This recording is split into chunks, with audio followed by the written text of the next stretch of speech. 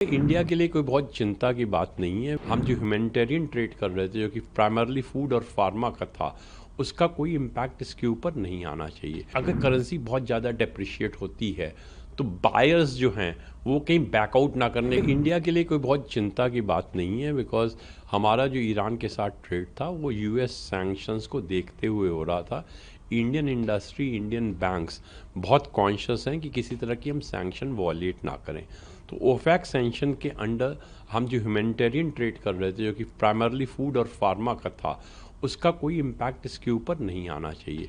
लेकिन जिस तरह का एक स्वीपिंग स्टेटमेंट दिया है, एक कुछ हम तरह की क्लैरिटी आनी चाहिए, जिससे कि जो डाउट है कि इवन ह्यूमैनिटेरियन सप्लाई में भी इम्पैक्टेड, जो कि मेरे को नहीं लगता है होना चाहिए, उससे जो इस तरह की जो दुविधा आ गई वो दूर हो सके।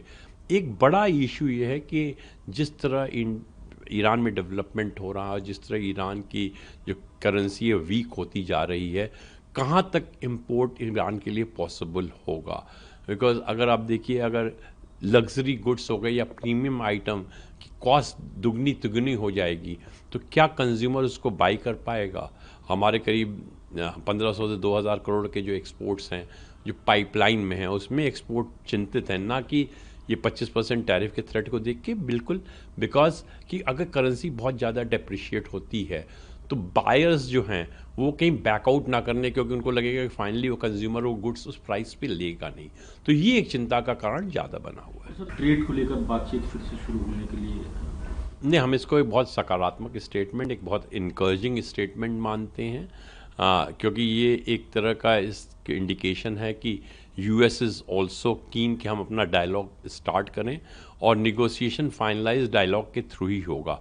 तो एक पॉजिटिव स्टेटमेंट है, और हम उम्मीद करते हैं कि इस स्टेटमेंट पे बिल्ड करके दोनों साइड इनिशिएटिव लेगी, जिससे कि यूएस इंडिया बीटीए जो है, जो भी थोड़ी बहुत चीज़ में रह गई हैं उसको हम रिजॉल्व कर लें और बीटीए ऑपरेशन हो जाए। इंडस्ट्री की यही रिक्वेस्ट है कि अगर ये बीटीए 31 जनवरी तक हो जाता है तो जो फ्रेश ऑर्डर्स हैं, जो कि बायर्स ने बिकॉज ऑफ इंडियन सप्लायर्स के अच्छे रिलेशन के कारण रोके हुए हैं, वो ऑर्डर इंडिया में फ़्लो हो जाएंगे। अगर हम लॉन्ग टर्म एक्सपोर्ट स्ट्रेटजी को देखें तो बजट का फोकस आर&डी और स्किलिंग पे होना चाहिए। आर&डी की बहुत ज़्यादा रिक्वायरमेंट है, बिकॉज अगर एक्सपोर्ट मार्केट में आपको रहना तो आपको कॉन्स्टेंटली इनोवेट करना पड़ेगा।